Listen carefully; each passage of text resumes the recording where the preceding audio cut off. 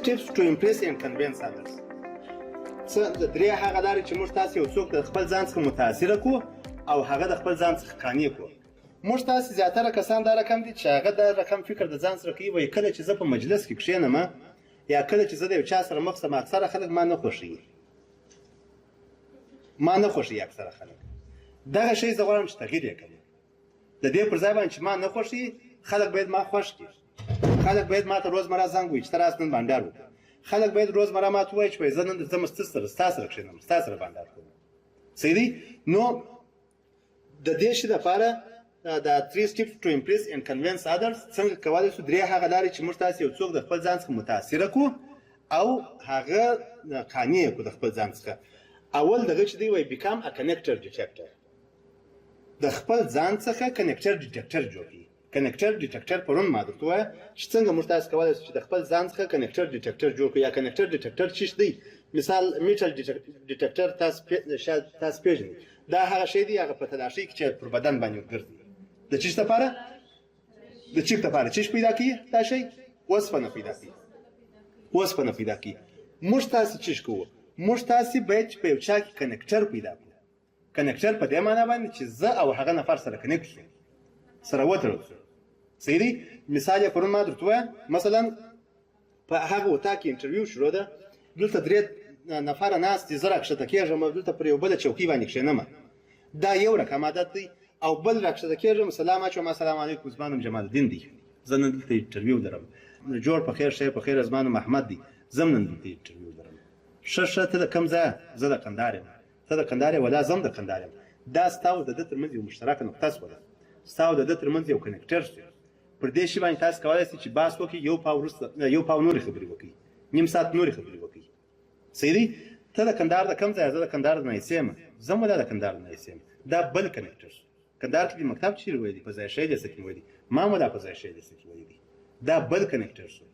مکتب دې ویلي که دې نه ویلي و ویلي دي، ما هم مکتب ویلي، دا هم یو کنکټر شو. پوهنتون دې ویلي که دې نه ویلي و ویلي دي، دا هم یو کنکټر شو. ما هم پوهنتون ویلي. تا کوم پوهنځی ویلی ده؟ ما د اقتصاد پوهنځی ویلی ده. تا کوم ویلی ده؟ ما کمپیوټر ساینس مثلا ویلی ده. دا یو کنکټر شو چې بحث سره کوي. کله چې بحث سره کوئ د یو قسم په دا خبرو کې ځینې شیان درته وایي چې ته دا بحث کولی شې چې ورسره اوږد یې کړې، پوښتنې ځینې کوې. صحیح دی؟ نو وایي د خپل ځان څخه کنکټر ډیټکټر جوړ کړي. مثلا یو مثال ورکړی دی، یو نفر راځي و دغه ته دوکاندار ته درېږي، وایي دغه زما د ټلیفون بیټرۍ هر هفته ژر دغه کېږي، ژر ضعیفه کېږي یا ژر ختمېږي. د دوکاندار لپاره دا یو کنکټر شو. او وایي ولا و د رښتیا ګوه دا بیټرۍ چې ختمه سي یا چې بیټرۍ ژر ختمېږي دا ډېر غټ مشکل لري. دا سړی بره دا احساس کوي وایي ولا دغه زما مشکل ده درک کوي. دا فقط یو مثال و. دا په دې معنا باندې نه دی چې ګرده مثلا پر بیټرۍ نه دونې غټ مشکل دی. بیټرۍ شاید یو عادي مشکل دی، مګر دا یو مثال دی.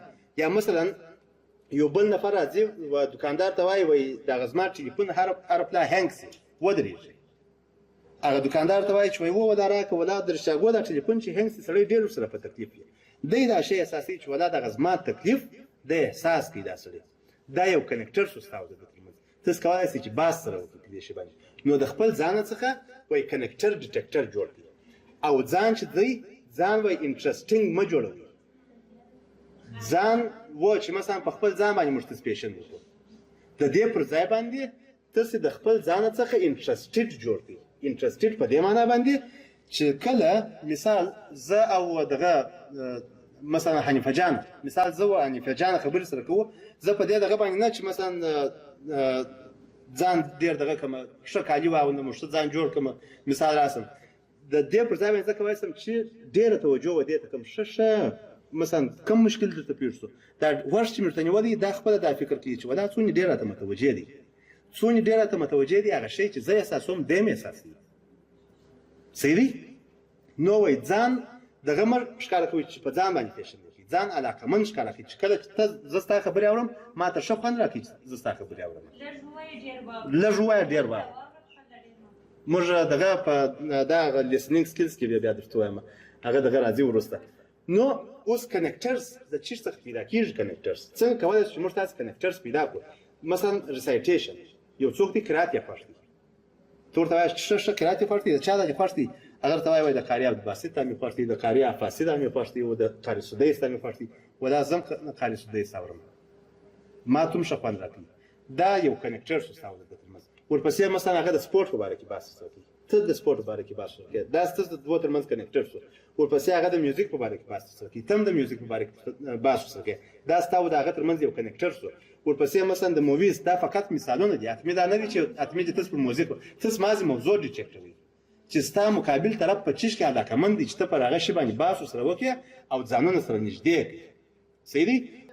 موټیویشنل انسپایریشن مثلا د یو چا خوښ وي، دا تشویقي خبرې یې خوښ وي، د یو چا مثلا ټکنالوژي یې خوښ وي، یو څوک دی د هغه کوکینګ ډوډۍ یې خوښ وي چې ښه اشپزي وکړي.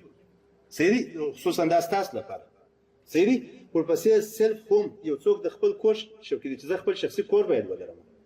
یو څوک مثلا د نور شیانو شوقي دی، ته هغه کنیکټر فقط پیدا کوې چې دغه ستا مقابل طرف چې دا تور سره مخ شوی یې د هغه په چیش کې علاقمند دي، په چیش کې بحث خوښ دی چې ته په هغه شي کې بحث سره وکړې، دا تاسې دوه سره نږدې کوي. صحیح دی؟ اوس کنیکټر چې وایي پیدا شو، دا کنیکټر دا وایي ریپیټ د کنیکټر. ریپیټ د کنیکټر دا معنی چې یعنې راغله د یو چا سره کښېنستل، یا سلام علیکم زما نوم جمال الدین دی، ستا نوم څه دی، زما نوم مثلا پلانکی دی، د کوم ځای د کندهار یم، ښه دا یو کنیکټر شو. د کندهار یم، و د کندهار یم، مکتب دی ویلی و ما مکتب ویلی، دا دوهم کنیکټر شو. ریپیټ مو کوي. صحیح دی؟ کوم مکتب دی ویلی؟ ظاهر شاه لیسه، ما میرویس نیکه لیسه ویلی ده، ښه پوهنتون دی ویلی و ویلی م دی، کوم پوهنتون؟ کندهار پوهنتون، ولا زه هم د کندهار پوهنتون څخه فارغ شوی. دا دریم کنیکټر شو. دا کنیکټرونه پسې تکراروئ هستې بره ستاسو بحث اوږدېږي.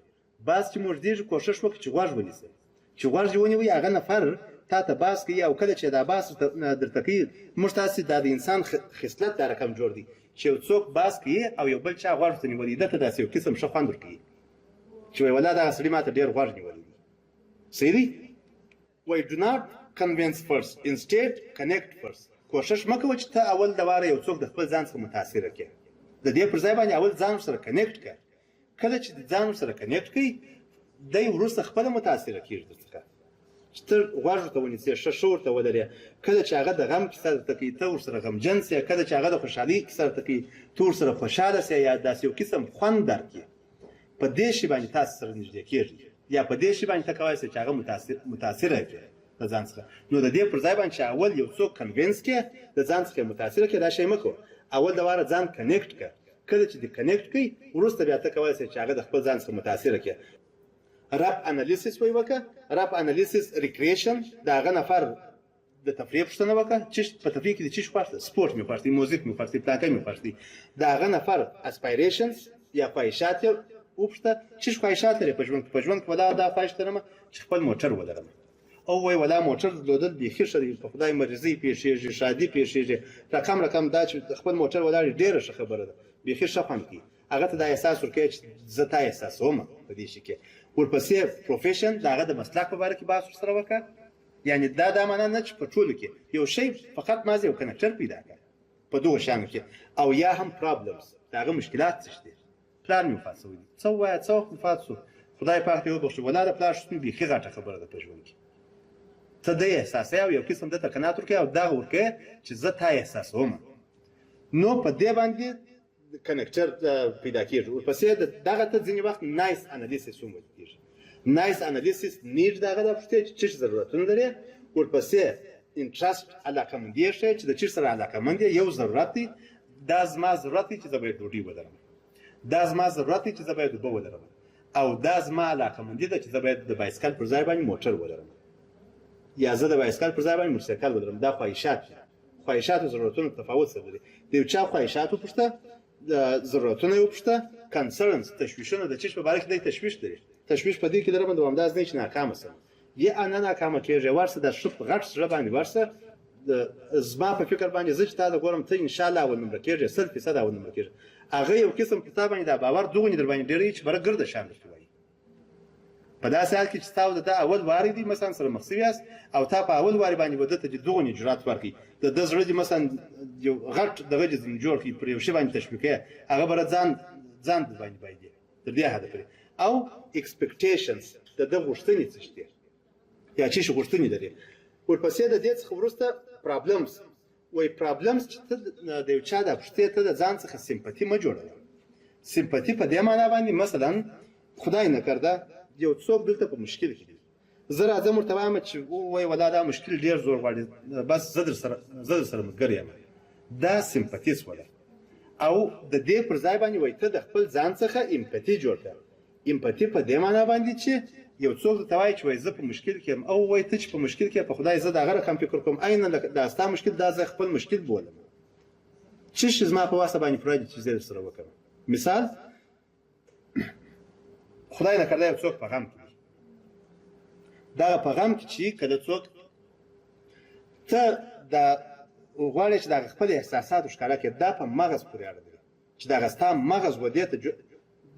مغز ودې ته جوړ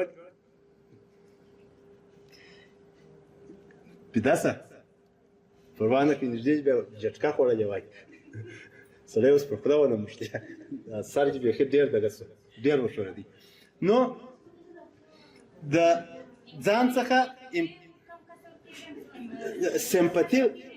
سمپتي په دې معنا باندې کله چې زه مثلا یو چا ته وایم چې زه په دغسې مشکل کې یم او هغه راته وایي چې وایي زه ستا سره په دې مشکل کې درسره یم دا سمپتي ده او امپتي دا معنا چې دا ستا مشکل دا زما خپل مشکل دی ستا مشکل زه خپل مشکل ګڼم مثال یو څوک د غم باز درته کوي چې وایي زما پلار مړ شو او وایي خدای پاک دې وبخښي په خدای د پلار نشتون بیخي ډېر زور غواړي زما پلار شکر دی ژوندی دی خدای پاک دې ژوند ورکړي خدای پاک دې روغ صحت ورکړي کله چې دې ماته ضرورت په ما باندې هر وخت دا رقم فکر کوه چې زه ستا ورور یم زه ستا ملګری یم زه ستا دوست یم زه دغه ته چې کوم احساس کوې دا زه په خپل ځان باندې احساسوم دا شی دا درد زه په خپل ځان باندې احساسوم دغه ته امپتي ویل کېږي یو چې ته یو چا ته وایې چې زه در سره یم دا یو رقم حالت دی او یو چې ته یو چا ته وایې چې زه دغه رقم حالت کې یم لکه دا ته چې یې که ته په غم کې زم ځان په غم کې ګڼم که ته په مشکل کې زم ځان په مشکل کې ګڼم کله چې زه ځان په مشکل کې ګڼم دا په دې معنا باندې چې زه د هغه مشکل د حل لپاره کوښښ کوم او کله چې زه وایم چې زه در سره یم دا په دې معنا باندې چې حرکت به ته کوې زه فقط در سره ملګری یم صحیح دی دا د دواړو ترمنځ تفاوت دی ورپسې وایي empathy is not of content sentence or words it is on the intent وایي دغه امپتي چې ده دا هغه لغاتو باندې نه ده مربوط دا دغه ستا په دماغ پورې مربوط ده چې ته دا دماغ ودې ته جوړ کړې مثلا زه دلته د یو چا څخه پوښتنه کومه یو څوک ماته د ژوند مثال د ژوند د مشکلاتو کیسه راته کوي یو زه ولاړ یم دلته پر دې ځای باندې ولاړ یم دغسې لاس مې وایي مثلا غوږ مې ونیوی دا یو رقم عادت دی او بل راځم پر دا میز باندې مثلا دغه رقم لاس ورته درکوم دغه رقم د سر ورته نږدې کړی دی دغه حالت زما دا ډېر ښه دی نظر به هغه ده چې ما ځان داسې اچولی ځان ورته درکوم ښه مثلا دا دغه چې کوښښ کوي چې هغه شی په ښه ډول باندې واوري صحیح دی نو وایي دا شی چې دی ته په دماغ دا په دماغ پورې مربوط دی په دماغ پورې مربوط په هغه صورت کې چې ته د ده غم پر ځان باندې احساس کړه ته د ده مشکل پر ځان باندې احساس کړه ته د ده تکلیف پر ځان باندې احساس کړه که ډاکټر دی باید د مریض ته داسې توجه وي چې مثلا د هغه مشکل قسم سره واوري مریض ته دغه زړه کوي چې مثلا خپل کوم مشکل چې لري ټول ووایي بالکل چې دا دغه کې یا ښه وضعیت جوړ کړي یو خو دا رقم ډاکټر چې مثلا ځان یې داسې اچولي ښه صدر سوي دي مثلا یا په نقصان باندې اخلي نه او دا چې پر میز باندې مثلا دا ځان ورته واچي او دغسې مخامخ ورته کښېني وایي راته ووایه څه مشکل لري د ده توجه هم ډېرېږي د ډاکټر د ده توجه راجلبوي دی به کوښښ کوي چې د زړه د اخلاصه ګرده خبرې ته وکړي صحیح دی autobiographical listening autobiographical listening په دې معنا باندې وایي leave your rap analysis دغه خبرې دغه رپ انالیسس خپل هغې پرېږدي د مقابل طرف ته واوري چې هغه کومې غوښتنې لري کم خواهشات لري کم ضرورتونه لري او کم مشکلات لري دا هغه دا واوري خپل امور ته وایاست که چېرې ته غواړې چې هغه سړی په تا کې علاقمند سي که چېرې ته غواړې چې ته هغه سړی د خپل ځان څخه متاثره کړې autobiographical listening وایي پرېږده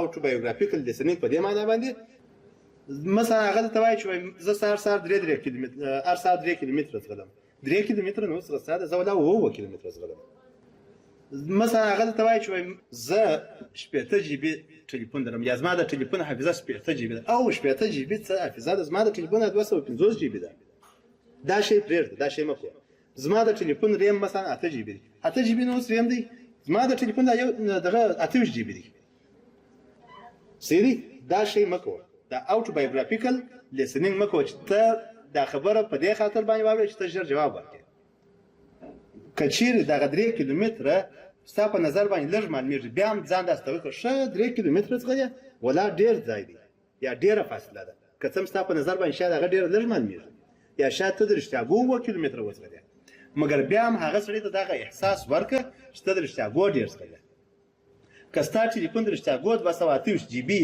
او د هغه نفر ټلیفون مثلا 80 جی بي ته هغه ته دا احساس ورکړه د رښتیا ګو 80 جی بي ټلیفون لري و ولا 80 جی بي ټلیفون بلا ډېر ښه دی 80 جی بي ډیټا ښه پکې ساتل کېږي که څه هم ستا په نظر باندې دا 80 جی بي ټلیفون کم دی مګر دی دغه کوه مه مایوسه کوه مه چې ته د دې پر ځای باندې دی تشویق کې ته مایوسه کوې د ځان څخه وای داسې وای بلډینګ په دریم قدم کې بلډینګ ا لایف ټایم امپریشن وای په دریم قدم کې د عمر د پاره یو شی یو عکس د پزین کې پیژنه مثلا یو څوک راته وای زه دا رقم په تکلیف کې یا په مشکل کې یم زره ولار سم زنګ ورو السلام علیکم جوړ په خیر سي چې ولا دا رقم مشکل باندې زه خبر شولم ډیر بد خواندې وکی مثلا دا یو رقم تاثیر لري او کچیر زه دا ټلیفون راپورټ کوم زنګ ورته وایم چې ولا په دا مشکل باندې زه خبر شوم زه داس په 15 دقیقې کې ځان رسوم 15 دقیقې کې ځان رسوم ورسم ورسره ودرېږم خبر شو کوم څنګه مشکل دي څه کیسه ده زه چی کولای شم دا شی چې دا زه واره د ما هیڅ نه جوړ کړی